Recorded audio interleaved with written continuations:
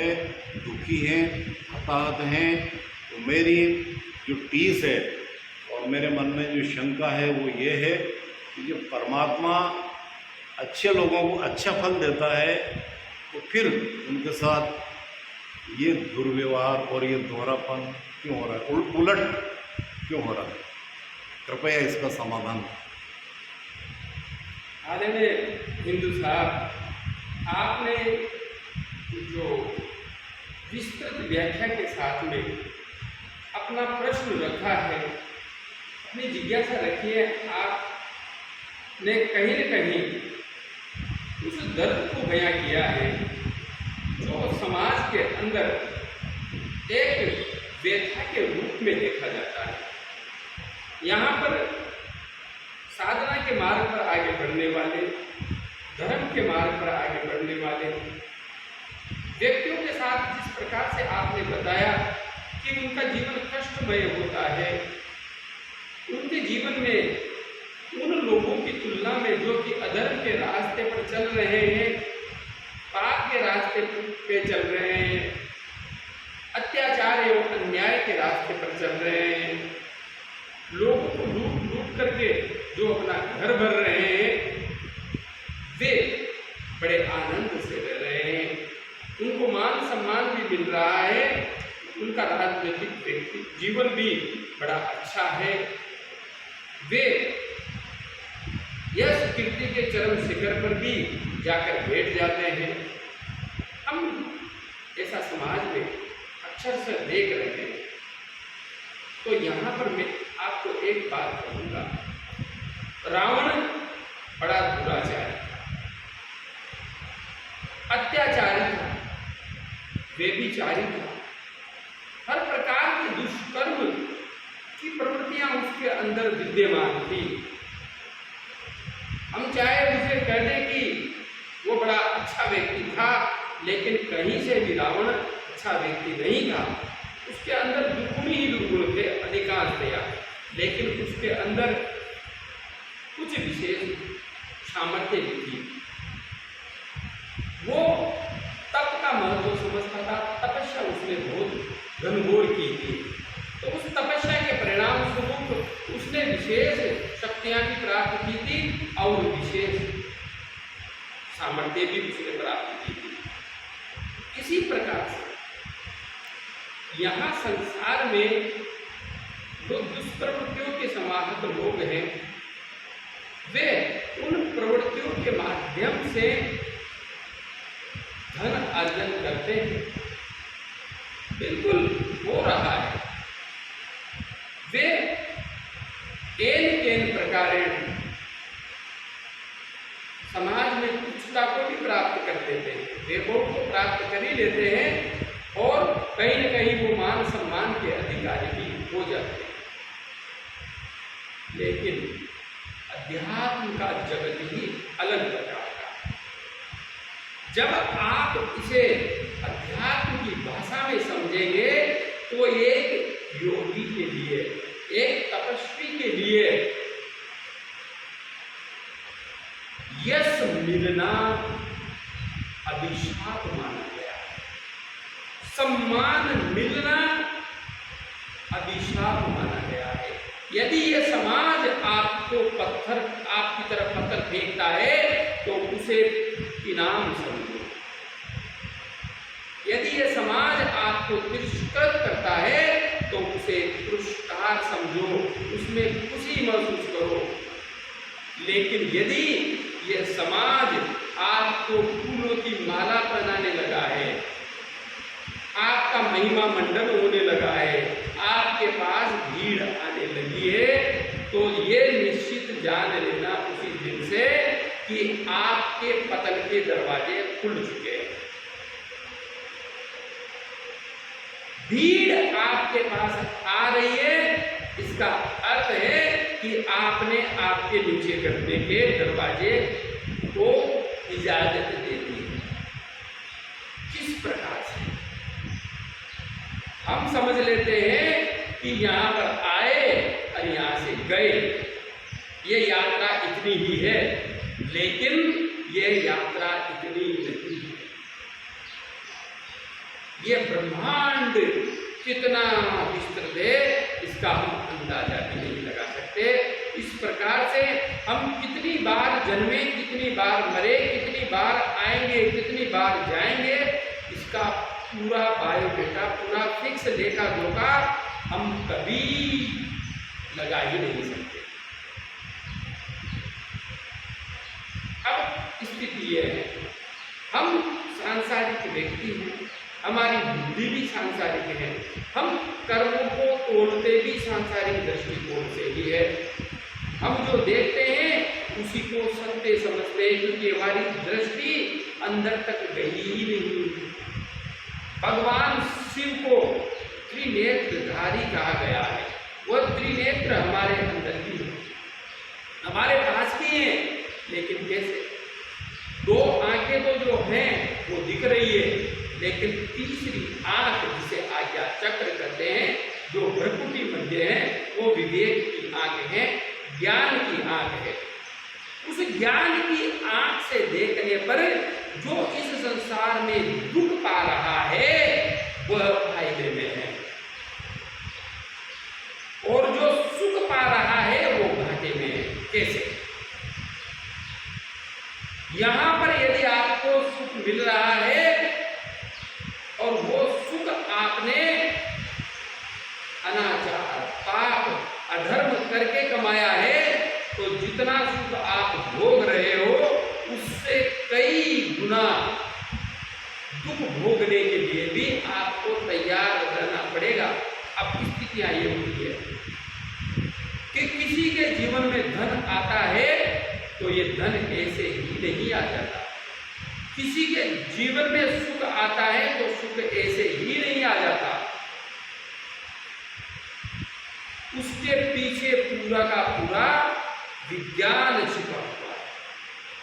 कोई व्यक्ति अपने जीवन में धन प्राप्त करेगा, ये जब आप उसकी जन्म पत्रिका उठा के देखेंगे तो स्पष्ट रूप से पता लग जाएगा कि ये व्यक्ति इसके जीवन में धन प्राप्त करेगा या नहीं करेगा, ये व्यक्ति आध्यात्मिक उन्नति प्राप्त करेगा या नहीं करेगा, ये व्यक्ति किस फील्ड में कैसा प्रदर्शन करेगा, ये सूक्ष्मतया, सूक्ष्म रूप से उसके अंदर पहले से ही, जब उसका जन्म होता है तो उसकी संभावनाएं उसके अंदर पहले से ही छिपी होती है।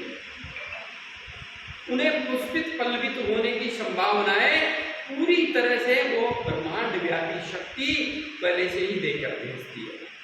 लेकिन यदि वह अपनी उन संभावनाओं को सिर्फ सांसारिक वस्तुओं के एकत्रीकरण में एक प्रकार किसी भी प्रकार से वह धन अर्जन को और लोग यश को ही सब कुछ समझ लेता है, तो वह उसकी बहुत बड़ी भूल है, बहुत बड़ी भूल है। क्योंकि मनुष्य जन्म यश प्राप्त करने के लिए नहीं मिला है। हम समझते हैं कि यश प्राप्त हो रहा है, हमें माला पहनाई जा रही है, ये हमारा विषय नहीं है। यश प्राप्त करने के लिए ये जीवन नहीं है, न ये धन प्राप्त करने के लिए, न सुख सुविधाओं को भोगने के लिए। ये सब यही रह जाएगी। ये आपका यश भी बड़े बड़े यति तपस्वी महान यहाँ पे बड़े बड़े हुए हैं, ठीक है, अच्छा सा ग्रंथ लिख गए, अच्छे कार्य कर गए, तो उनका यश अभी भी है उन अच्छे कार्यों का, लेकिन मूलतः सब यही रह जाता है। आप आए हो मूलतः इस संसार सागर से मुक्त होने के लिए, आए हो आप इस संसार के लिए कुछ विशिष्ट करने के लिए। और वो विशिष्ट कैसे होगा?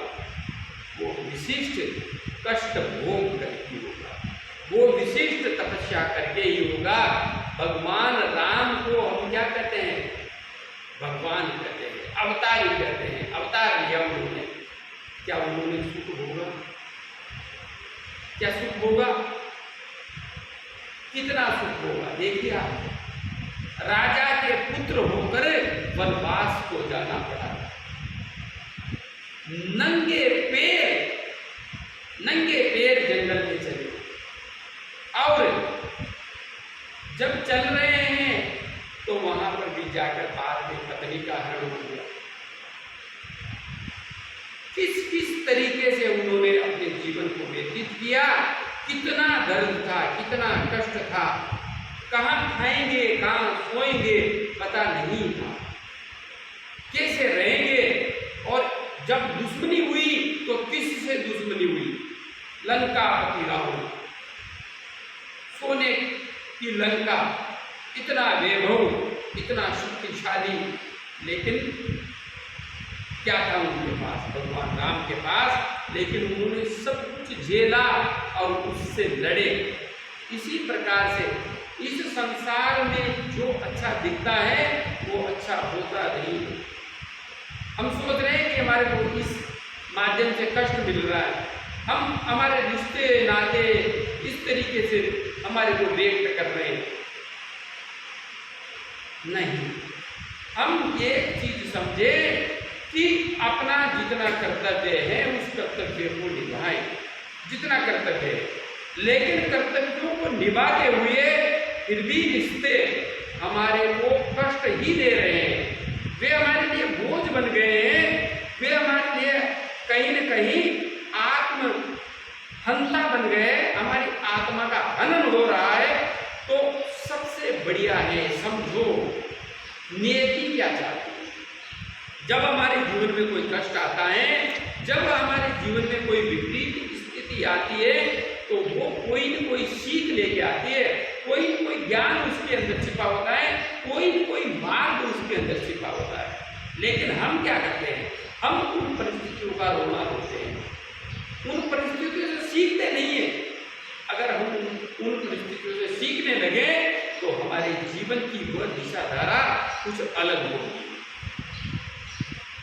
जब आपको इस संसार से कष्ट मिले तो वह बहुत बड़ा आपको सीख देके जाता है कि आप इस संसार को सत्य मत मानिए, इस संसार से मुंह मत जोड़िए, इससे आप उस दिशा में जाकर के खड़े हो जाइए जहां पे आपका आत्म कल्याण सुनिश्चित हो सकता है। तो स्थिति बनती है कि आप अपने विवेक को जागृत रखें और विवेक को जागृत रख के कर्तव्य कर्मों का निर्माण तो करें, लेकिन इस संसार से अपेक्षा करना छोड़ दें, अपेक्षा करना छोड़ दें। अगर आपके प्रारब्ध में नियति में यश लिखा होगा तो वो यश आपके पास चाहने से नहीं, वो भाग कर आएगा। अगर आपके पास कुछ विशिष्ट आना है वो आएगा, लेकिन आएगा बैठने से नहीं, आपके कर्म करने से आएगा। इंसान को सिर्फ अपना कर्म करना चाहिए, कर्म करते हुए, उसे प्रयास करते हुए जो जैसा परिणाम उसके जीवन में आता है उसे स्वीकार करना चाहिए। क्योंकि हम आज के कर्म को तो जानते हैं, हमारे आज के कर्म का तो लेखा जोखा हमारे को पता है कि हमने ये अच्छा किया, लेकिन कहीं न कहीं ये यात्रा तो अनंत है, ये यात्रा तो न जाने कब से चली आ रही है, कितने जन्म हमने लिए, वहाँ का भी संचय है हमारे पास। भीष्म पितामह के लिए महाभारत में वृत्तांत आता है कि भगवान श्री कृष्ण से भीष्म पितामह पूछते हैं कि हे कृष्ण, मैंने साधना की, उससे मेरी दिव्य दृष्टि जागृत हो गई है और उस दिव्य दृष्टि के परिणाम स्वरूप मैं देख पा रहा हूँ कि मैंने 70 जन्म देख लिए मैंने उनमें ऐसे 70 जन्मों में ऐसा कोई पाप नहीं किया जो जिससे कि मुझे इस तरीके का जीवन जीना पड़े। मेरे एक एक अंग में बाण चुभे हुए हैं, एक छोटा सा कांटा लग जाता है तो उसका भी इतना दर्द होता है कि असहनीय होता है, लेकिन मेरे तो अंग अंग में बाण चुभे हुए हैं और फिर भी मैं जीवन को त्याग नहीं रहा हूँ और इस कष्ट को इतने दिनों से भोग रहा हूँ, असहनीय पीड़ा मेरे शरीर में हो रही है। आखिरकार मैंने ऐसा कोई कर्म ही नहीं किया, ऐसा कोई पाप ही नहीं किया, लेकिन फिर भी मैं ये दर्द क्यों भोग रहा हूँ। 70 जन्म तक मैंने ऐसा कोई पाप नहीं किया। तो भगवान श्री कृष्ण कहते हैं कि ये आपके 70 जन्म तक का पाप नहीं, आपका 100 जन्म पूर्व का पाप बचा हुआ था। 100 जन्म पूर्व जो बैंक बैलेंस में चल रहा था आपका। एक सर्प था जो मरा नहीं था, अधमरा था, आपने उसे उठा के फेंका और वो कांटे का जो झाड़ था उसमें जाके गिरा, उसके रोम रोम में कांटे चुभ गए। तो उसने आपको मरते हुए जो बदुआ दी कि तेरे भी ऐसे ही कांटे चुभेंगे, सूल चुभेंगे। तो वो सूल इतने जन्मों में ब्याज से ही जुड़ करके अब ये इतने मोटे मोटे बाण बन गए हैं। तो कहीं न कहीं पूज्य श्री गुरुदेव श्री राम शर्मा आचार्य जी ने स्पष्ट रूप से कहा है, और गुरुदेव ने ही नहीं कहा है, ये शाश्वत सत्य है, ये शाश्वत यूनिवर्स का सत्य है, ये वैदिक विज्ञान का सत्य भी है और ये हर धर्म का सत्य है। ये वास्तव में सनातन सत्य है। कर्म कभी भी मरता नहीं है, कर्म कभी नहीं मरता। आपने ही कहा कि जैसा बोगे वैसा काटोगे, बिल्कुल ये सिद्धांत इस ब्रह्मांड में अक्षरशः लागू होता है। बबूल का बीज बो करके आप आम की उम्मीद नहीं कर सकते, और यदि आप आम के बीज बो रहे हो, आम के बीज बो रहे हो और फिर भी आपके कांटे ही चुभ रहे हैं, फिर भी आपको कांटे ही प्राप्त हो रहे हैं, तो निश्चित रूप से पहले आपने बबूल के बीज बोए हैं, वे बबूल के बीज वृक्ष बन चुके हैं, वृक्ष बन करके उनके कांटे आ चुके हैं, वे कांटे आपके चुभ रहे हैं। बिल्कुल सही बात है। आपने आम के जो बीज बोए वो आम इतना बड़ा अभी नहीं हुआ जो कि फल देने लगे, अभी उनका फल देने का समय नहीं आया है। अभी आपके वो आम की जो बीज बोया वो अभी उगा ही है, और उगने के बाद में वो पौधा अभी बड़ा हो रहा है। जब वो बड़ा होकर के वृक्ष का आकार ग्रहण कर लेगा, एक दिन आम आना ही शुरू हो जाएगा। उस दिन आपके जीवन में वो फल निश्चित रूप से आपको दिखाई देने लगेगा। लेकिन पहले जो आपने बीज बोए थे कांटों के, वो कांटे आपको चुभेंगे, उन्हें चुभने से कोई नहीं रोक सकता। और जो व्यक्ति अभी आपको दिख रहा है कि धन वैभव की बड़ी बड़ी कोठियों में रह रहे हैं और यश भी प्राप्त कर रहे हैं, सम्मान भी प्राप्त कर रहे हैं, तो निश्चित रूप से उन्होंने पहले आम के पेड़ लगाए। सही बात। वे आम के पेड़ लगाए, उन आम के पेड़ों के परिणाम स्वरूप ही उन्हें अभी ये सब कुछ मिल रहा है। उन पुण्य कर्मों के परिणाम स्वरूप ये सब कुछ मिल रहा है। जिस दिन उनका पुण्य खत्म हो जाएगा और जो कांटों के बीज उन्होंने बोए हैं, जो वो बो रहे हैं निरंतर, जब वो कांटों के बीज परिणाम देना शुरू करेंगे तो कांटे उनके लिए भी आगे जाकर के तैयार खड़े हैं, उनसे वो भी नहीं बच सकेंगे। सही बात। कांटे उनके लिए भी। हम देखते हैं बड़े बड़े सत्ताधीश, सत्ता के सिर मोर बने हुए हैं, बड़े बड़े गुंडे हैं, गैंगस्टर थे, जो सत्ता भी उनके मारे हिलती थी। लेकिन क्या हुआ? योगी जी जैसे मुख्यमंत्री जी आ गए, उनके मारे, जिनके मारे सत्ताएं हिलती थी, उनकी क्या दुर्दशा हो रही है, उनके परिवारों की क्या दुर्दशा हो रही है। जो घोटालेबाज थे, जो आतंक का पर्याय थे, उनकी क्या स्थिति हो रही है। जिन्होंने आतंक को ही धर्म समझ लिया, जो लोगों को मारने को ही धर्म समझते हैं, आज देखिए आप उनके जीवन में कितना सुकून है।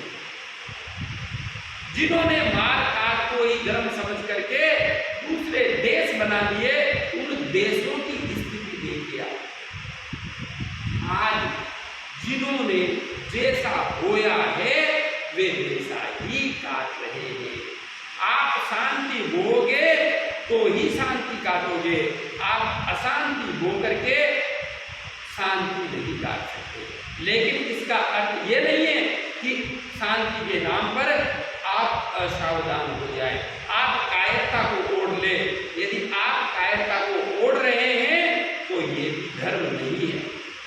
आप किसी को सताइए मत, लेकिन कोई आपको सता रहा है तो वहां पर आप शांति के नाम पर, धर्म के नाम पर, आप धर्मात्मा बनने के नाम पर यदि कायरता का परिचय देते हैं तो ये भी धर्म नहीं। इसलिए सबसे मूल बात यही है, कर्म प्रधान विश्व रचिता था, जो जस करही सो तस फल चाहा। ये संसार कर्म के अधीन है। यहाँ पे हमें रिश्ते मिल रहे हैं, वो भी कर्म के अधीन मिल रहे हैं। यहाँ पे हमें दोस्त मिल रहे हैं, वो भी कर्म के अधीन मिल रहे हैं। यहाँ पर हमें शत्रु मिल रहे हैं, वो भी प्रारब्ध के अधीन मिल रहे हैं। इसलिए हम ये नहीं कह सकते कि वो ब्रह्मांड व्यापी यूनिवर्स की जो शक्ति है वो परमपिता परमात्मा, वो जगत जननी अन्यायकारी नहीं। अन्याय किसी के साथ होता ही नहीं है। यहाँ पर सिर्फ न्याय होता है, लेकिन